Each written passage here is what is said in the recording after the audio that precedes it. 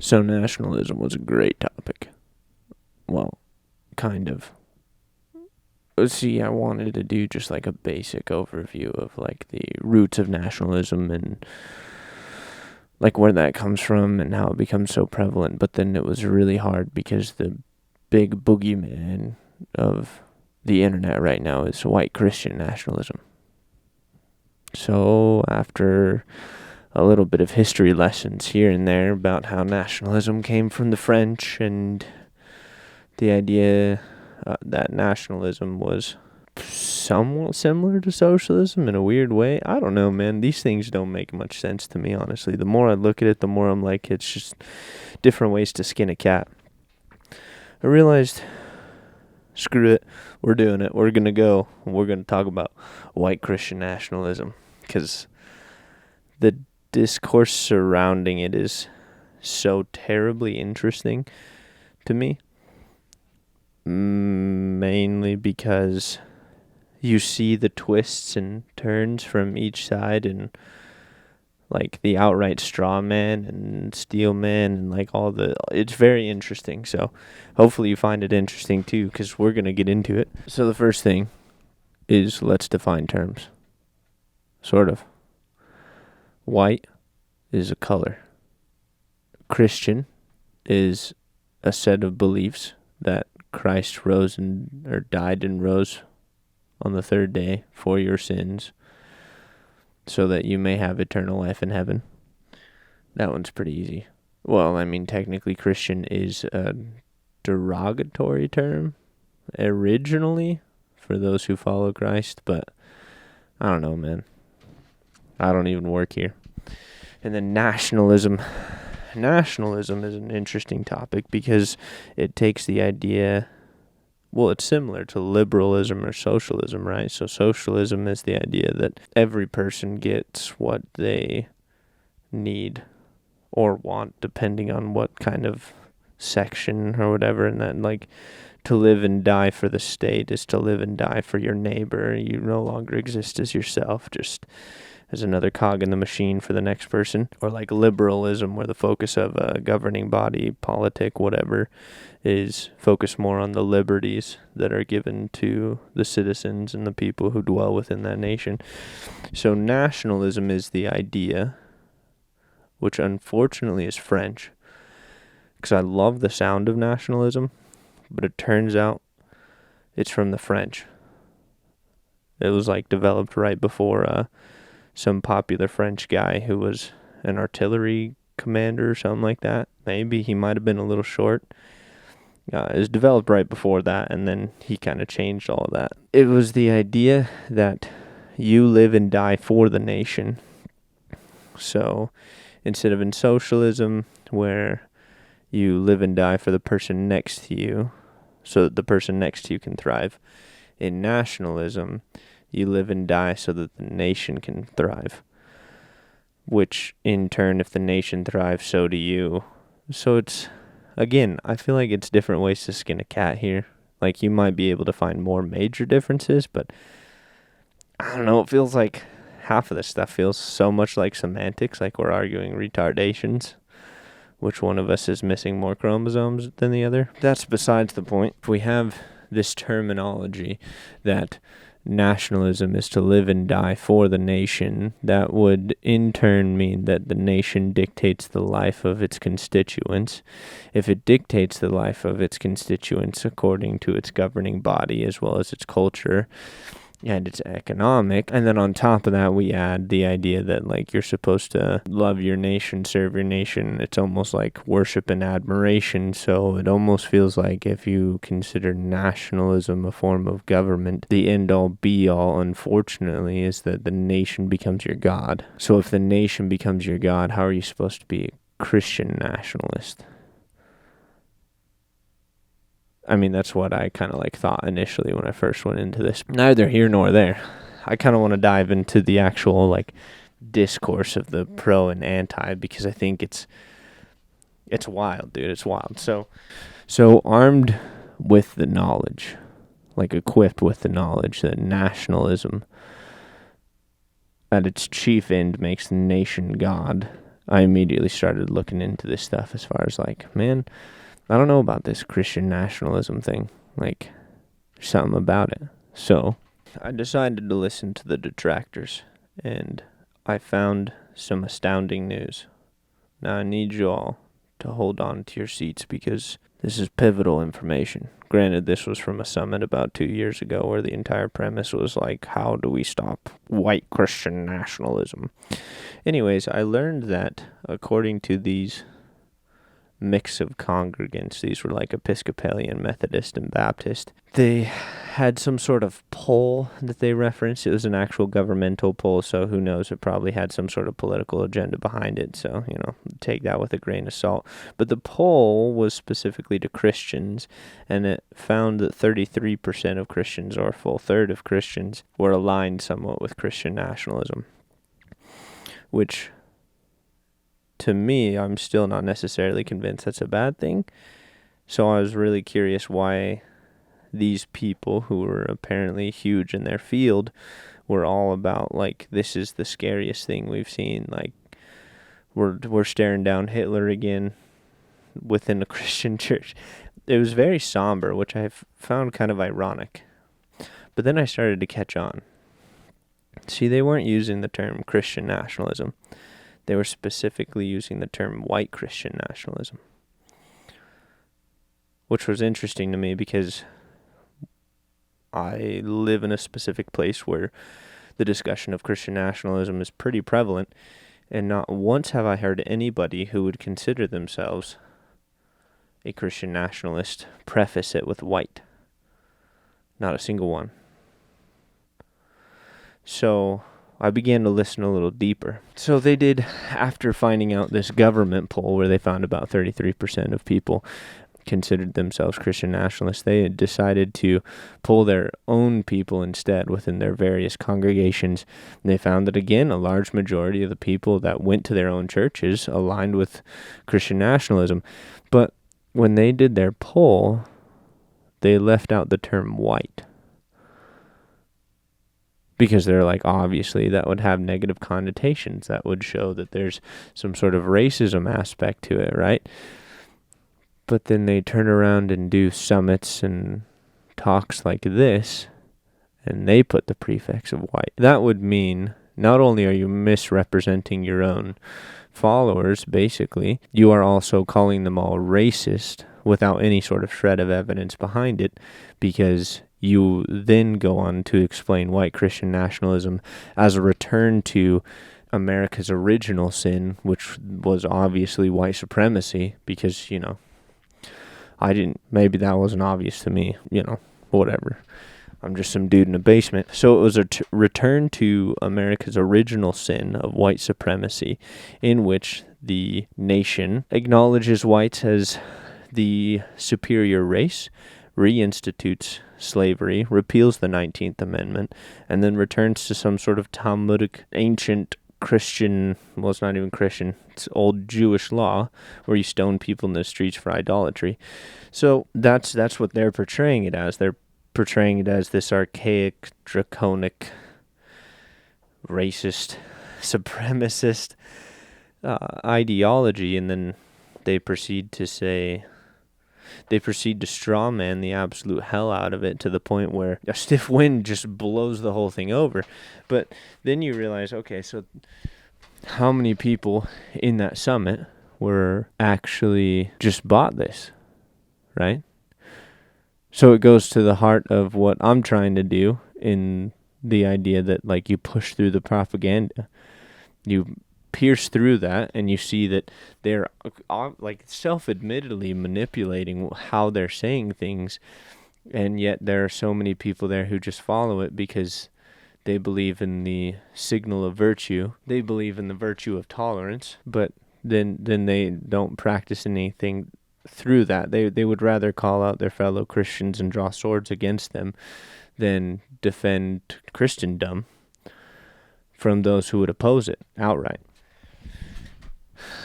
To be honest, it kind of gets my blood boiling a lot the more that I think about it, because it's such a slop fest and manipulation of language where there's so many assumptions made which as a Christian, you're not supposed to assume malice where there is none.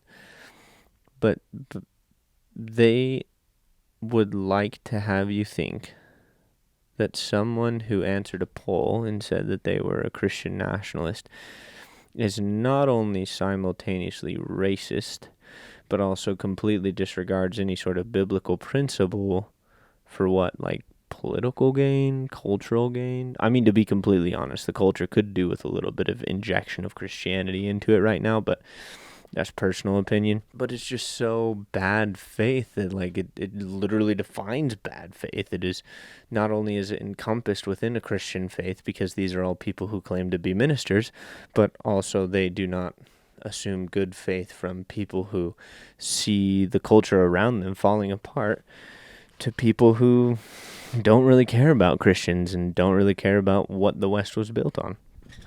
Honestly, it's kind of a sorry state of affairs that, like, if I were to have a conversation with somebody and I would tell them that, like I'd have to reiterate that, like, I believe that we should return to a Christian ethic as a society, I'd then have to caveat that with saying that I'm not racist, as if that's something that I need to say, right? Because last time I read the book, there was something about, like, all tribes and tongues will fall down. So, like, I mean, how am I supposed to be that? And how do you label an entire group of people within your own sphere, so to speak? Like, these are people that were going to their churches, and they are just out and out telling them, basically, to their faces, that they're some sort of supremacist group. But, like, these are just normal people. From personal experience, I've talked with a lot of people that would proudly tout Christian nationalism. They're just normal people, but it's become such a trigger word. It's become something that you have to be so careful about, because if somebody were to say, oh, I'm a Christian nationalist in the wrong setting, they're immediately shunned without even asking the questions as to why or what you think or anything like that. It's, your opinion doesn't matter because you said Christian nationalist. What you really meant was obviously that the white was silent. So every time you say Christian nationalist, the white is silent, obviously. It's kind of ridiculous to me, honestly, that things like this get co-opted within society. And I want to make it my mission to find things where people twist the language just a little bit and nobody catches on, nobody listens to it, but just because the language has caught on. I mean, a great example is whenever you see something horrific happen on the news, right? Whether, heaven forbid, a shooting, murder, whatever.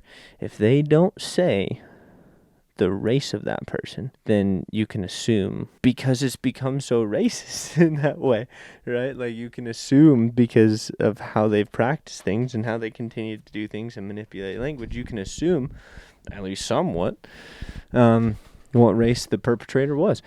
And it's this funny self-fulfilling prophecy of pointing out people who are racist, and yet you look like you could put on a hood, brother. Now I'm going to switch gears. We're going to go for what Christian nationalists explain themselves as. Now, as the resident non-expert of Christian nationalism, I think it can be summed up simply as this: the idea that the culture, government, economics, all that stuff needs to be, they would say returned. I would say brought to. I'm not solid on the case of returning to something. I think that that's a classic example of nostalgia bias. The idea is that we should bring all those things into a Christian moral and ethic, right? That doesn't mean everybody has to be a Christian. That doesn't mean that you have to follow this specific sect of Christianity.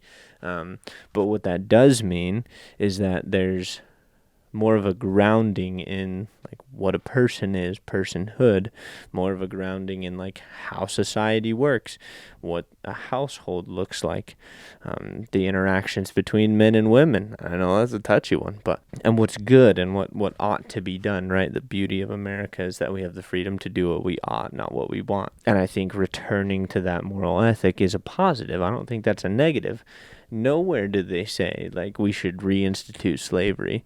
Some of them say to repeal the 19th. It's a touchy subject. I don't I think, unfortunately, so many things in our society are just Pandora's box. We've opened it up. Now we have to live with it, right? But then, of course, they try to explain so how do we do that? How do we bring the culture, the nation, right? Nationalism. How do we bring the nation back to a Christian moral and ethic, right? They would say, infiltrate the government, change it from there, force your way in, right? Basically, this is like a soft, strong arm, so to speak, which I don't know if I like that. But again, that's personal opinion. That has nothing to do with whether it should or shouldn't happen. Because to be completely honest, the truth of all of this is that if there hadn't have been weak Christians in the first place within our government that sit on their hands and watched as their whole society went down to dumpster election after election and just didn't do anything while people were voting for homosexual marriage, while people were taking in groups of people that their culture was antithetical to the West in general, and they were taking them in droves. If we hadn't have just sat by and been weak Christians, we wouldn't be here in the first place. The thing is that I have to commend Christian nationalism to a certain extent because they see the problem. They see that Christianity has just become weak, flaccid. There's no strength to it whatsoever. It has become a very neutered thing of what it once was. I mean, think of it this way, right? Christians are so scared to offend anybody, and yet 11 of the 12 disciples were martyred because they offended somebody. They would rather die than protect somebody's, offense. And, that's just the first 11 of 12. There's, countless others. It became a badge of honor to be martyred. And, that was what it originally was built on. And now we have people who are like, oh, no. It's okay. Yeah, you can bring you're talking to a guy. You can bring your husband to church. Yeah. Oh, you want to be a worship leader? I think we can do that. I think that's perfectly fine. I think you can definitely, you could be worship leader. You could represent that. And then there's no discussion of hey, Bible specifically says this is a sin. Everybody's welcome at the table. However, you should probably wrestle with this. This is something that should be brought to you because it's wrong. And we would do the same for liars, adulterers, and murderers. There's no difference here. It's all wrong. And you shouldn't take it personally, which that's a whole different discussion with the culture and everything like that. But my point being is that as a whole, modern Western Christianity has become a bloated, putrid corpse of what Christianity is supposed to represent. We're supposed to be defenders of the weak and the poor. We are supposed to be defenders of truth. We're supposed to be strong in our beliefs and always have a defense. And we shouldn't be afraid to die for it. But so many Christians are afraid to simply offend somebody. So I commend them for that. But there are a few things that I don't necessarily agree with. A lot of them do talk about possibly in the long future. It's more theoretical than anything, so I'm picking at straws. But in the long term, they would like to return to an old law. I don't agree with that. There's a reason why it's called after Christ, BC, AC. We live in a new era, different rules, have a new covenant, different rules. We don't need to go back to the old law. We don't need to stone people in the streets. Christ forgave them. And in fact, Christ gave a really important lesson about dishing out that kind of punishment. So I don't necessarily agree with that. And then the other thing too is I know a lot of them like the term Christian nationalist was given to them by people who meant it more as a pejorative. They meant it more of an insult. So I don't necessarily wholly fault Christian nationalists for this, but I do think it is important to push back on something that isn't truth. And the truth of the matter is you can't have a Christian nationalist. The definition of nationalism is to make the nation your God, basically, in the long run. But as a Christian, you only have one God. So there's a little bit of a dichotomy there. It's the beauty of the duality of man. And if I were one of those people, you can decide whether or not I am, that's fine. I would say, like, I don't take the term Christian nationalist. I'm a Christian. And I should stand on the beliefs that I have, and I should call out evil when I see it, and I should stand for what's good, even at my own detriment. I'm supposed to die to self. Has nothing to do with the nation. Nothing at all. I'd like to finish this with something Vodi Bakum said when he was talking about the subject of Christian nationalism. Ironically, he had kind of a similar, like, I stumbled upon it similarly, I guess, where it was like, why is this bad? Right? The core idea of it makes a lot of sense. It's perfectly fine. Let's make a Christian nation. Of course, yeah. I agree with that. I think that's a great idea. But he was specifically asked whether or not he was a Christian nationalist. And he said, well, that depends on who you ask. And not to say that I'm anywhere near the intellectual giant or theological master that he is, but I would like to add to that. My answer would be that depends on who's asking. But I can say I'm not supposed to serve two gods. But if my nation collectively decides to serve Christ, I mean, I see it as an absolute win. Anyways, that's it for today. It's hot in here. Yeah, whatever. Let me know if you liked the video. If you didn't like the video, let me know. The whole goal of this is to try and do better each time. And I can only see so many of my own flaws because I'm an egomaniac, obviously. And so it'd be nice to hear what people think. If you have, man, I hate this. If you have Instagram, if you have X, if you have, well, obviously you have YouTube. I do have a Patreon. Obviously, I can do just fine recording in a basement on a phone, but, might be nice to have a camera. Anyways, I have a Patreon. I put scripts on there. I put memes on there when I'm, like, trying to feel them out. It's completely free. At some point, I would like to do my uncensored videos on there, like, as far as, like, when I'm having an interview and we're getting a little heated and everything like that. I'd like to put those on there. However, they are not on a paywall. So if you just want to join the Patreon for free, please feel free. The only thing that I ever receive is from your generosity. I don't want this to be some sort of, I don't know. I'm not trying to grift, and I'm not trying to, like, I don't know, be Jewish, I guess.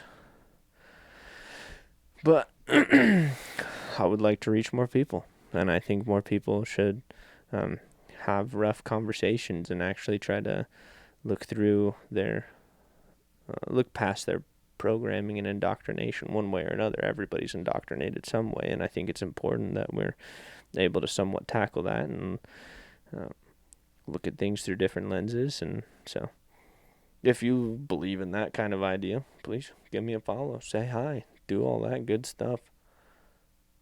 But in the meantime, I'm going to go edit this monster. You guys, remember, massless, stay restless.